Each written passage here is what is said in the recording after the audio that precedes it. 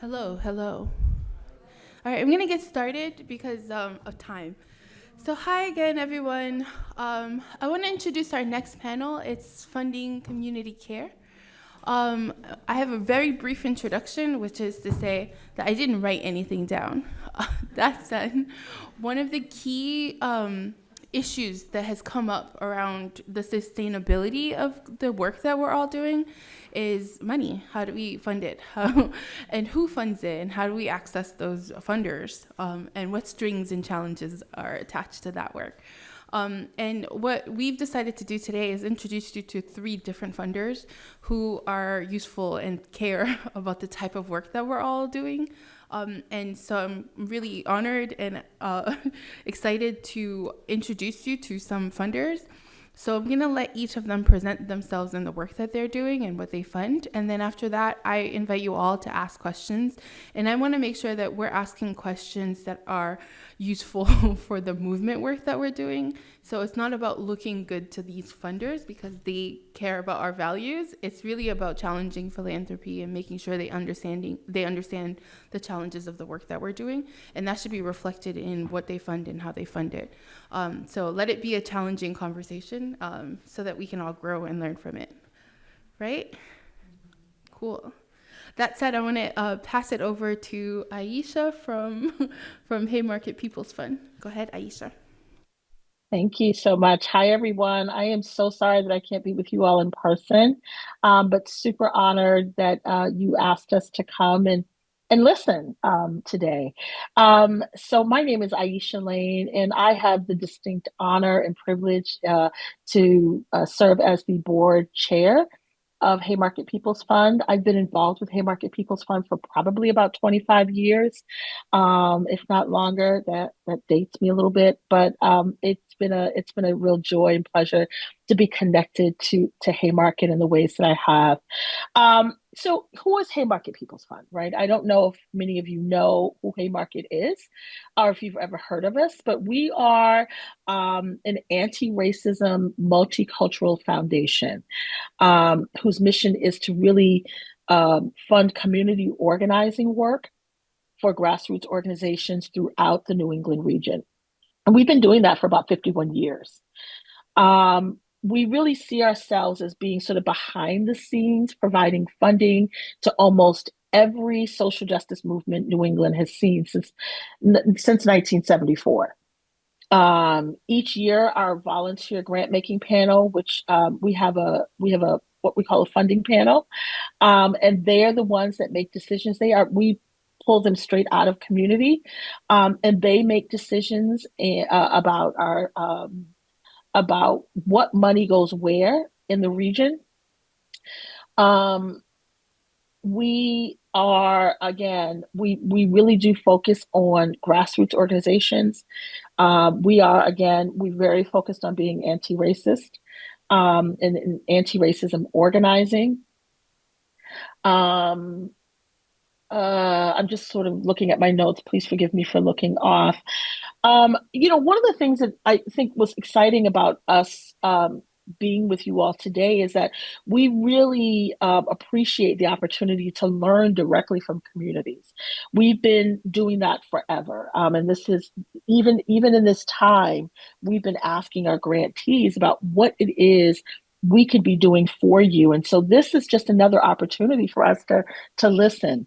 Um, we have in addition to our annual grant making, we also have um, urgent response grants, which are up to $5,000. And it's really to help grassroots or organizations or social justice organizations respond quickly to these unforeseen crises that happens, right? Like I just need $2,000 to make payroll or we can't we can't finish a programming project for if we don't have this $5,000. So those are really those crisis moments um, that we fund with those funds. Um, we are very aware, of course, of the political climate that we're in, and those moments are going to come. They're going to be more. They're going to happen more often. and we are clear about that. And so we are even discussing on the board, we are discussing how we actually expand. And so we've invested more money into that fund, but we've also talked about how we expand of who we're funding, right?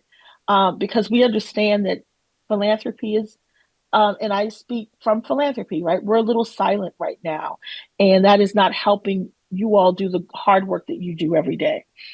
We also have started um, a sabbatical fund that we will have more information about that really soon. But last year, we decided um, to start a sabbatical fund because as leaders in especially doing grassroots organizing work, there's no rest for the weary. And so we want to ensure that we are able to give organizations funding to cover the salaries for the leaders that need the rest.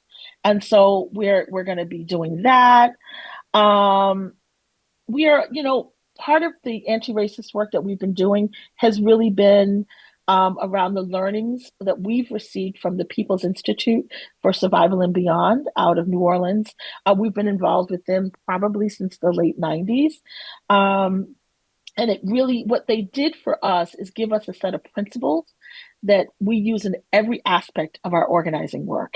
And because we consider ourselves organizers as well, we, might sit on the board, we might be on staff, but we really do consider ourselves community organizers. Um, so I'm just thinking about, is there anything else I want to share with you all? I'm gonna let that rest now, um, and then come back and I can talk a little bit more about the Rest is Resilience. I'm sorry, Rest is Resistance fund that we started. But that is basically who we are. And again, super excited to hear from you all today. Thank you so much, Aisha. I can't wait to hear more about that because I'm personally interested. So thank you. I'm going to pass it to Becky from New England War Tax Resistance. Okay, thank you.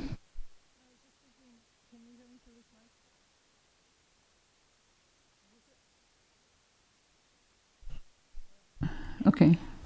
Is this good? Yeah, I can hear it. I can hear that. It's sounding.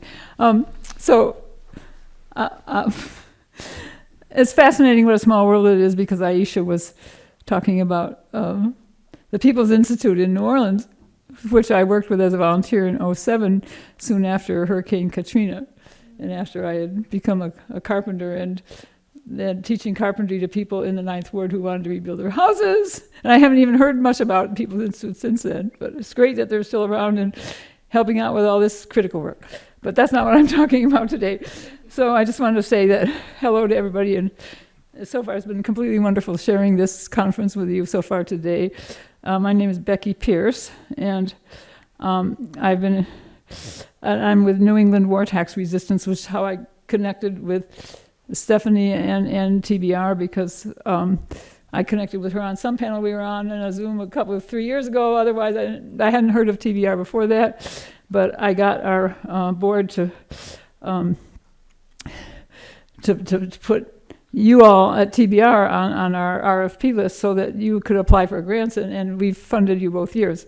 I don't make decisions about the grants, I just write the checks, but I'm very excited about the people we were able to fund and about knowing about this wonderful group and network. So I'm invited here today mostly to tell you about war tax resistance, because a lot of people have never heard of that, and what war tax resistance is and how it can work to provide money to social justice organizations like those that you all represent and are part of. And New England War Tax Resistance is the organization. It's based in Boston. It has people in the whole eastern half of the country who are war tax resistors who are part of providing this money. So that's what I'm going to tell you about war tax resistance and how that works. So first, what it is refusing to pay part or all of your federal income tax for reasons of conscience, meaning that we can't in good conscience, feel okay about ourselves paying our federal income tax, because about half of it pays for U.S. wars and weapons and killing. And so we don't pay the tax. And so there are thousands of people in the U.S. that are refusing to pay part or all of their federal income tax. And for this reason, and probably hundreds, we don't know for sure, because a lot of people aren't even involved with the tax resistance organizations, but there's plenty of us in Massachusetts. I live in Dorchester, Massachusetts, which is part of Boston, and several of the other people that are on our board are there too, but that's just kind of coincidence. The organization has been around for over 50 years, since I think 1968. So there's lots of different ways that people do this, but most people fill out their 1040 tax form correctly. They don't try to make the number smaller or anything like that. They fill it out correctly and honestly and send it in by April 15th as required by law. And either don't send a check at all or pay only part of the tax, usually the non-military half of what they're supposed to be paying. And many people enclose a letter saying something like, I cannot in good conscience pay this tax because so much of it goes to pay for war. But you don't have to send a letter. The letter doesn't change what happens next, because the IRS does not care about why you're not paying. They couldn't care less. They just want the money. They just care that you didn't pay. And they will try to take it from your paycheck or your bank account. And a lot of people think you can go to jail, for not paying your taxes. Nothing could be further from the truth. But the IRS operates on fear. That's how they get people to pay their taxes. If they didn't have us also afraid of them, they'd never be able to fund the government, because a lot of people wouldn't pay. And it's a lot easier to scare people than to try to collect the money by seizing it from your bank account or your salary.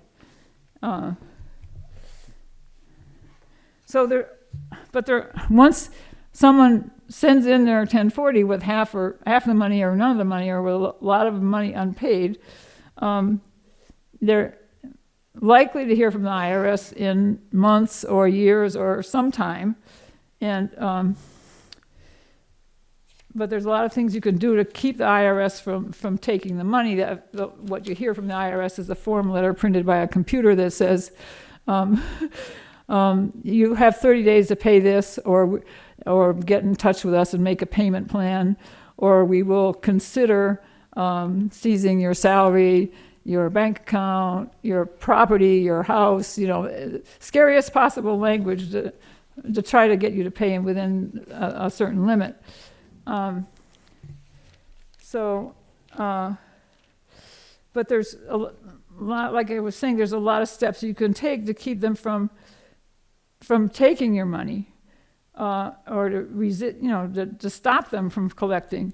And there's a national organization called the National War Tax Resistance Coordinating Committee. You don't have to write that down. I'm going to give you a handout that has that information on it, along with the information about New England war tax resistance.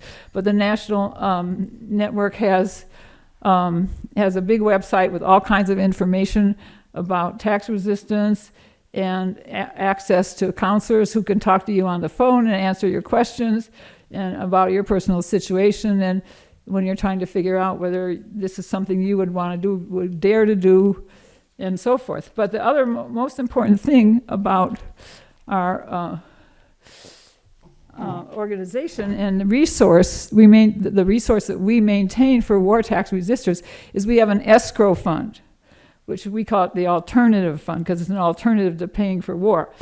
So you figure out your tax, and you pay the amount you're going to pay, whether that's 0 or half or whatever, and you send us the money that you would have paid if you were paying your tax, and we put it in our alternative fund in an account for you. But it's not like a bank, because it doesn't have your social security number on the account, and it's just technically belongs to us. So we hold it in the fund, and anytime you want that money back, whether you want it to go on a vacation or whether you want it because the IRS seized your salary and you can't feed your family or pay your rent, if you don't have that money, then we give you the money back immediately, no questions asked. So it's just like we're holding money for people who are war tax resistors to protect them from possible consequences. And so that's the money that generates $8,000 to $10,000 a year in interest that we give away in small grants of up to $1,000. So we are not a major source of big bucks for funding, but it's a way that if you are a tax resistor, your money can actually do good work by funding groups like TBR and all the rest of the groups that are here. If you apply for grants, which we invite you to do, and there's information how to do that here that I'm going to hand out. So I think that's everything. Yeah, I'm going to pause there. Thank you so much, Vicky. You're welcome. I'm going to pass it over to Maria Alejandra. Okay, should I pass these out now or at the end? I'll take them. Okay. Thank you, Stephanie. Hey, everyone. It's good to be here with y'all. As Stephanie said, my name is Maria Alejandra Salazar. I also go by MA for short, or Maria Alejandra. My pronouns are she, her, and ella. And I'm a program officer at Borealis Philanthropy. Specifically, I work in the Communities Transforming Policing Fund. I am a formerly undocumented immigrant from Peru. I started off in organizing and movement work, did some direct social service, and then ended up at Borealis. So my main experience with philanthropy has been through Borealis, which I recognize is not sort of the more traditional types of philanthropy. Because I burned out early in organizing, I have a really, really deep respect for the work that happens and how to sustain ourselves, whether that's for young organizers, for folks who've been doing this work for a long time. And so that's why I think I'm really proud that in the work that we do, we get to support groups like TBR and to support healing justice and other forms of care, because I know how crucial that is, not just for making sure that the work continues, but to actually make sure we are taking care of ourselves as that work happens. So just a little bit about Borealis. It will turn 10 years old this fall. It was started almost, think of like a startup. It was an experiment to see how can we do philanthropy in a way that's different, that actually puts folks directly impacted at the center of the work, and basically experiment. And so as part of that, one of the funds is CTPF, or Communities Transforming Policing. Our goal is to reduce the size, scope, and power of policing and police associations. And the way we do that is by granting out money with the underlying premise of trust. So we trust that those directly impacted by carceral systems, surveillance, and other forms of policing are the ones who have the solutions. And so that is how we try to do our grant making, with that at the center. Everything we do from there just sort of like, it flows all from that premise. So our grant making, for example, we do 3-year grants. Again, as someone who was on the other side of things and had to like write grants like every year, like you're constantly writing grants to fund the work. So it's hard to do the work because you're always trying to, you can't even plan like long term because you're just only able to think to the next grant cycle. So we thought multi-year grants would be a really important component of that. 2 is having different ways to apply. So folks can do like a video narrative. You can answer short questions. Our goal is to not make a super, super cumbersome application process. 3 is to have flexible reporting. So we've started doing a movement-defined learning project. So instead of having to do a really long report on like how many town halls have you held and how many people did you reach? It's more of there's one survey, or you could do a community, like a peer learning session, or if you've already written something for another foundation, you can just submit that instead. So we're trying to address some of the barriers that go into getting funding out to movement work. To give you a sense of sort of the 3 buckets of work that we fund, so we have one that's decriminalizing the most vulnerable communities. So some of our grantee partners are working to decriminalize sex work, decriminalize drugs like marijuana, decriminalize, I'm trying to think, housing insecure folks. The second bucket of work is supporting victims and survivors of police violence. So this could be families who have a loved one that was killed by police, groups who then also provide support to other families who are going through that. And then our third bucket of work is what we call alternatives or community safety and healing work. And so that's what TBR does. That's kind of what falls into our bucket. So I could share, for example, let me see. Yeah, so for the community-led heal, I'll share a couple of groups that we fund to maybe give you a sense of the types of work. So there's a group called CAT 911, Community Action Teams. There's the Anti-Police Terror Project. They have a mental health first program. There's a group called Denver Alliance for Street Health Response, or DASHER. And I should mention Borealis is a national group, so that's why these are kind of all over the country. Healing by Choice, that has a Motor City mobile wellness program. Justice Team Network, that has a California Healers Network, and Emancipate North Carolina.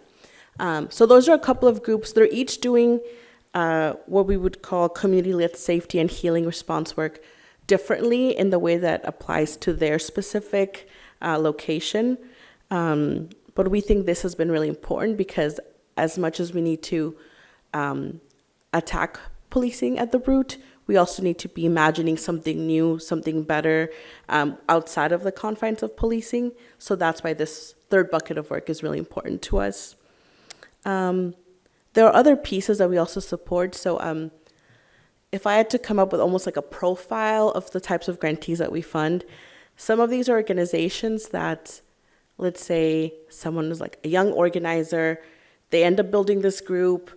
Now they're an executive director having to think about like payroll, board development, talking about narrative change, all these things that maybe wasn't, no one got into it to be like, I really want to do like HR and think about that for my group. So the other piece that we do is, apart from the monetary support, is capacity building support. So what that means is we offer one-on-one free consultations with technical assistance consultants. So, and I think actually TBR has used some of those resources. Yeah. So it could be someone says, hey, we want to do some defund police work in our city, but we need to be able to read through the budget and actually understand like what percentage we can ask for, what an actual demand could be. And so we have experts that can actually read through a city budget and then work with folks to craft demands from there. We have peer learning sessions so that folks can learn from one another. And our goal is to be able to connect groups, in Massachusetts with groups in California so they can support one another. And we, part of the other, I wouldn't say they're rapid response grants, but they're more like one-time, we call them healing justice grants. This actually comes from disability justice movement work. So we've been able to experiment by giving out one-time funds to do things like a sabbatical, a staff retreat, a massage chair for the office, like whatever kind of support would be helpful to a group. And again, we understand that this is what's crucial if we actually want to maintain and support work for the long term. There's other things I can talk about. Before I get any further, I just really want to name sort of this tension that I sit with as both an immigrant, as someone who comes from nonprofit and organizing work. And that's and Stephanie alluded to this earlier, which is the way that philanthropy as like an industry is oftentimes very fickle.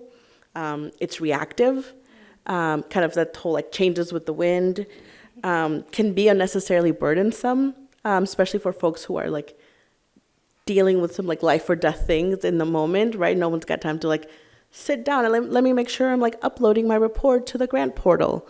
And it also brings up this kind of bigger question of like who is worthy. And so I think sometimes funders are put in this position where they think that they have to say, well, this group is worthy of money because we're doing the grant making. And so to me, okay, the tension I sit with is that the wealth of philanthropy comes from stolen labor and stolen land. So it's hard to be like the money we're moving around is going to really good causes, and yet it also comes from, this real, like when you see there's, or, foundations out there that are like, oh yeah, the money comes from like shipping, and it's like, oh, it's from the transatlantic slave trade, and that's where like all these millions of dollars are coming from. And so that is a tension I just want to name, because it's really good work, and I also have to think about like where this money is coming from. So there's more I can talk about, like if anyone has questions on sort of like the sort of like boom bust cycle of philanthropy, and like where are we now as far as like how we see where philanthropy will be funding next, or what is the appetite to fund maybe things like now under this current administration versus before. So I can get into more of that later if anyone has questions on that. But I think I'll stop there. Thank you. Thank you so much. Oh my gosh. I want to first express my gratitude for the tension that you're sitting with, because I think that tension is useful. And it keeps you aware of what we're all dealing with on the day-to-day, and the fact that you're naming it and acknowledging it and working through it is great for the movement. So I just want to express my gratitude for that. I also want to thank the three of you all for coming to share about your funds today. And I really encourage everybody to engage with these funders to see if they're a good fit for the work that you guys are doing. And I want to lean into some of the tensions, because the sustainability of our movement is at stake. And I also want to recognize that the right has been doing a lot of work to dismantle the resources that sustain this work. And so that the mechanisms for funding and sustaining our movements are at stake right now too. And so the fact that we have access to these progressive or even radical funders who are present with us is really an honor, and again, I give my gratitude. But I want to open up the space and call you all to ask questions and engage with the concept of funding movement work and some of the tensions and challenges that are being brought up, namely rest for the resistance work, war tax resistance, like as funding our work, and the tensions again that Maria Alejandra brought up. So any questions from folks? I also don't have a mic. Oh, cool, thanks. Awesome. Thank you. Questions? Thoughts? Should I call on people?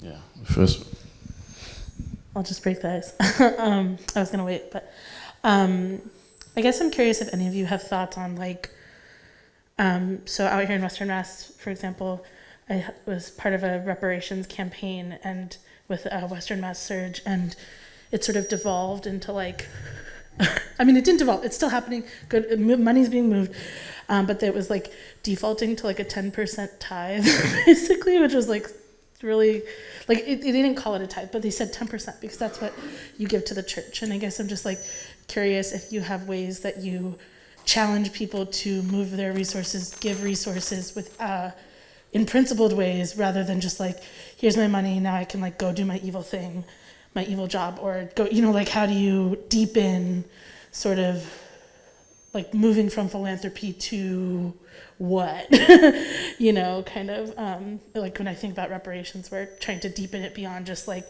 paying off your white guilt and like moving on, for example. But that's just an example.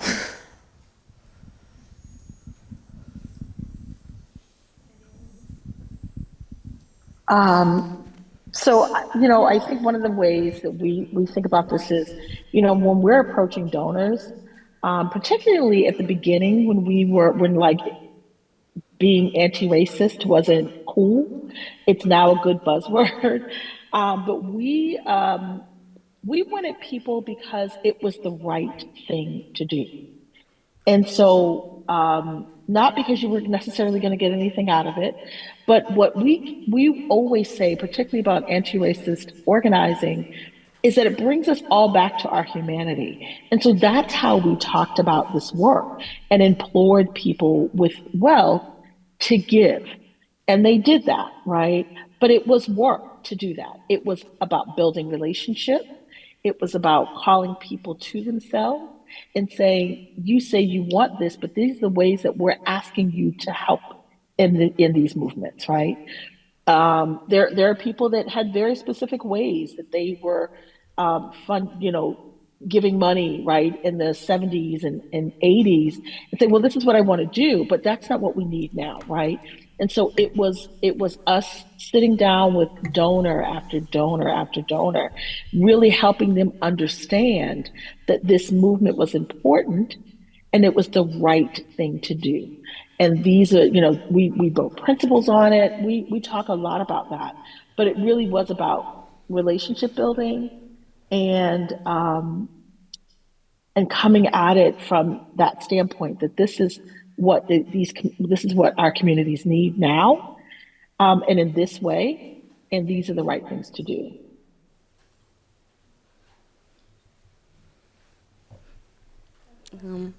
Oh, I can add just a little bit to that. That in our role as what's called a philanthropic intermediary, meaning we both are grant seekers and grant makers. Part of our role we see as also organizing other funders and helping them move to a place where maybe, they were more likely to fund something like what were we calling it? Like a more palatable, let's say, program that worked with police. And so I think part of our role is helping them understand actually going for this other option that maybe seems more radical or whatever. Like, this is actually the smarter move because now you're not funding something that you're going to have to dismantle later.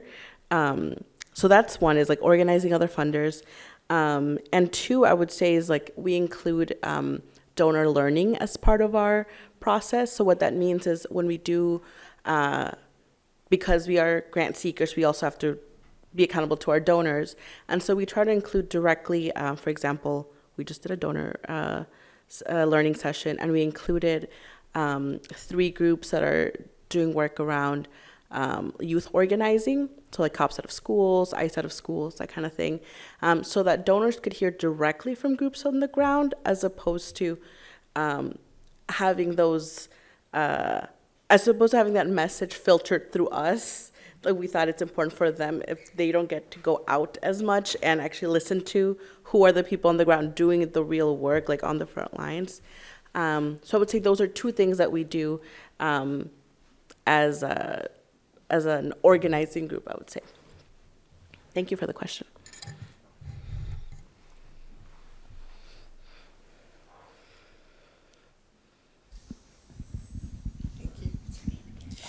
Hi,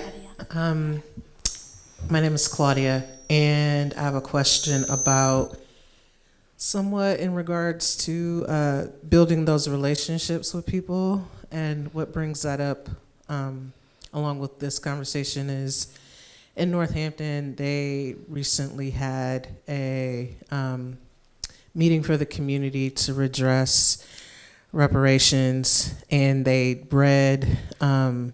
did a bunch of research. I'm not fully remembering it all properly, but basically they did a lot of research, found that a lot of deeds, there were a lot of racist deeds being used all the way through it, that really impacted home ownership probably businesses, and like all the way through to like 2020, and they started naming these businesses that were doing this, and it was largely banks in Northampton, and Smith College was named, and then they had posed this question about what do we do with this information and this legacy, and I had named how that impacts where I live, which is currently Northampton, and how it's a vibe there, and how it feels walking down the street, how it's like isolation is by design and is a part of that legacy, because it impacts who could get housing, who could get access to the community, and all those things that I still see today. And I guess it just made me think of their goal, which was, I think, to start having conversations with these businesses about what can we do to like redress this, which kind of goes into my question of how do you start building that relationship in terms of like, in this sense, this was like reparations, which involves money and involves thinking of folks in the community that were impacted by it. Like, how do you start building that relationship, I guess is what I'm asking. Coming from this like legacy, it just, I guess, like, not saying that every person here has that kind of background, but I'm just kind of using that for context when it's really challenging. And we also named some of the things that can be barriers and the tensions that we sit with. So I guess I'm just wondering, how do we build those relationships, or how do you build those relationships with these tensions that are really deep and go back, far back, and that are still existing and impacting people today? Like, one of the things that they brought up at the meeting I was at in Northampton was, you know, they were wondering if they go to these banks and say, hey, would you like to consider this fund or things like that?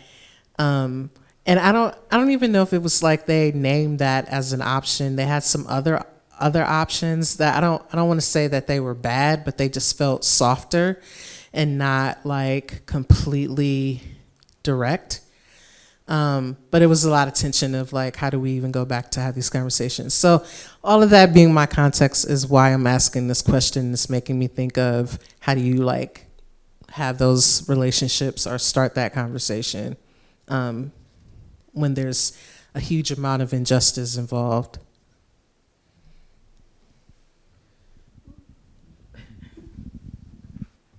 I think that's such a great question, right? Like, how do you do this when quite frankly you have feelings about it, right? We all have feelings about it. I think we're transparent, right? We tell the truth about the truth. Um, and so we are transparent about where we are. We tell the truth about what it is and why it has happened. I mean, we do that unapologetically, right? But I think the other thing is that we meet people where they are. So one of the things that I have learned from Haymarket and my work with Haymarket is that I don't go in um, expecting people to be on the same page with me. And so that has helped me build a better relationship and bridge with people that may see things differently from me, particularly in this work, right? If I'm talking about donors and the such. But I think that we are transparent, that we tell the truth about the truth, and we meet people where they are. That is the hardest part, though, right? So it is about managing yourself in those hard moments.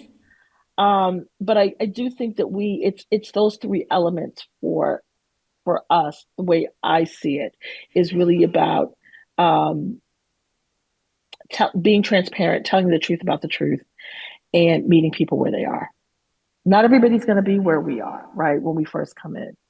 And understand that relationships take time. It's not going to be, in the snap of a finger or in a blink of an eye. That those relationships are going to take a long time to build. And so being patient, is the other part of us building these relationships. People will come around eventually, in being persistent and intentional about relationships. If you want a relationship to work, you put the effort in it. And so we are constantly putting efforts into connecting with donors and connecting with people that we're trying to bring along our journey. So yeah, that was probably more than three elements, but I think it's just about the persistence as well as the and consistency and intentionality around building those relationships. But I'm not saying it's easy. It is hard. It is really, really hard. But I think at the end, it's worth it.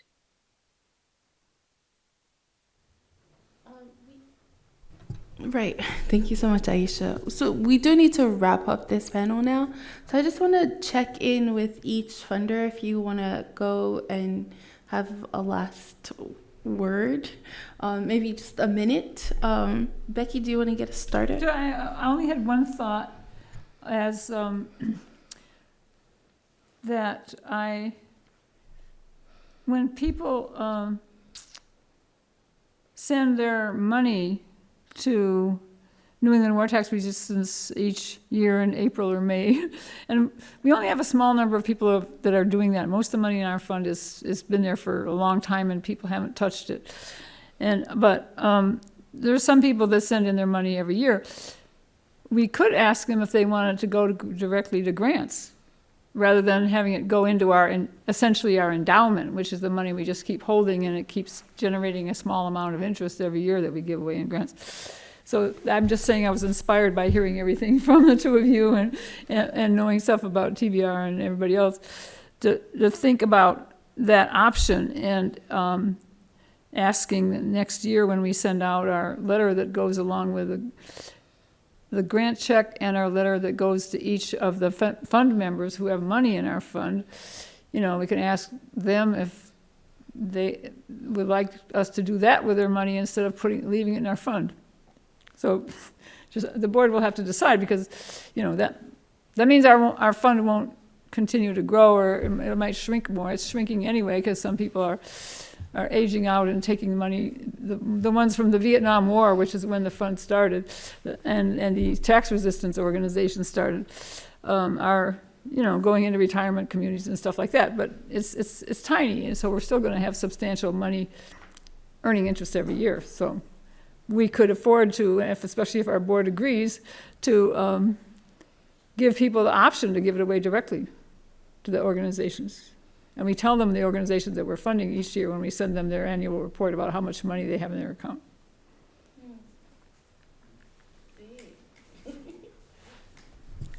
Yeah, I can go next. So earlier, I think the first panel, we had talked about the almost like boom-bust cycle of philanthropy, and how during the 2020 uprisings, there was this huge amount of interest in activism and this work. And the same goes for philanthropy. There was a lot more dollars that organizations gave out, like foundations gave out. And then we started to see this backlash, this retraction of both money, and a lot of things that were won during that initial period were then, SROs were reinstated back into schools and things like that. And so I think we're in that period now where a lot of organizations are either sunsetting, and I'm talking about foundations, like sunsetting, laying off staff. So I think this is a time to both be creative in how we do our work. And what I mean by that is, I think we'd also discuss how there was this defund backlash. And so to me, I look to groups like, we found some groups in Puerto Rico where they never had the defund police language to begin with, because they approach it from a more anti-imperialist context. And so their language was always around like, what makes you feel safe in a community? And so just seeing how can we be creative in doing that same work, and maybe it's just calling it something else, maybe it's, I think we're gonna need everything. We're gonna need people really like calling it for what it is. We're gonna need people like under the table being like, yeah, this is for democracy, and really like, like we know where the money is going. And also I think my encouragement would be to other foundations to give multi-year to not collect any unnecessary info. We're moving to that point of like not having to, like if we don't need your, list of board members, like let's not have that even because we don't know what's going to happen. To give general operating dollars, meaning it can be used for anything as opposed to program or project specific dollars. And then for other organizations, I would say on the ground, this is an attempt to also, just as you all help families do like safety planning and having like their care network, I think it's also important to do that with other organizations. We've seen that folks who are on the front line of this movement, like in Atlanta, who've been resisting against the Cop City training ground, they were targeted by the IRS and charged with like RICO, and so that kind of like digital security and physical safety component, I think, are going to be helpful now more than ever. And so if you are able to communicate with your program officer at a foundation or something and try to get funds for that type of work specifically, I think that'll just be helpful. And it also lets foundations know, like, hey, like we are getting targeted and like we are going to need this money to defend ourselves and our people. So yeah, that would be my call to action for that. Thank you. Aisha? Thank you. First, let me just say thank you so much for having us with you all today. It's been great listening. My call to action is really about stay in the work, right? Keep doing it unapologetically. Push us as is philanthropy to do what you need us to do. If you need general ops money, then we need to be giving you general ops money, and we need to hear that from you. So I would say stand boldly in what you do every single day. Don't stop. It is the tactic. It is the tactic for us to stop the work. And so I've said to groups over and over and over again to keep doing the work. We're going to be here to fund you. We'll do the best we can with the dollars that we have. We will do the best we can to leverage our relationships with other funders, which is what we're also doing, to just say we've got to do this differently now, at least for the time being. We've got to think about philanthropy differently. And we need to be listening more and listening to communities more and not thinking that we know best, right? AI is great, but that is probably not what people need right now, right? So I think for me, I would say just to keep doing the work, keep making sure that we hear you, so that we are called to do something different. I really do appreciate that conversation around the boom bust of philanthropy, right? Because it is a real thing. It is, philanthropy tends to go to the sexy thing. And what I love about Haymarket and our principles is that we typically don't do that. If you are doing organizing work and you are a grassroots organization and you are doing work that is in service to communities of color, for us, that is what we want to see happen. And so what that means for any of you sitting in that room, and I hate that I can't see your faces, is to keep doing the hard work, right? But just keep doing the work. Don't stop. Stand boldly. I love what you said, May, about being creative. We're going to have to get really stealth in this work now. We are going to have to, be careful about how we think about our work. But with good minds, I think keep having these conversations like this so that you can bring us to the table so that we can hear more and more from organizations. This was a great day for us to hear. And I'm going to bring back some thoughts to Haymarket, even listening to you all today. So keep having these conversations, but ultimately, don't stop doing the work. Some final thoughts from me. Most of us in here, I don't want to speak for y'all, most of us, though, I believe, are anti-capitalist. And so our orientation to money is really complex. We don't want to center our need and use of funds in the work, but it's obviously incredibly necessary. as a tool to address individual crises, organizational sustainability, movement sustainability. It's obviously critical. It's a critical tool in the world, whether we like it or not. And so having this conversation with funders today is really important. And I just want to highlight some of the things that I heard in the conversation about the types of work. I love that we moved you, Becky, to making more money available more quickly, multi-year grants, general operating funds, like emergency response fund, and sort of flexible money in general, offering funding for rest and reflection work is critical to the work that we need to do. Also offering non-monetary support, like consultants to support the work, which is often really challenging to afford for small organizations. Really great work.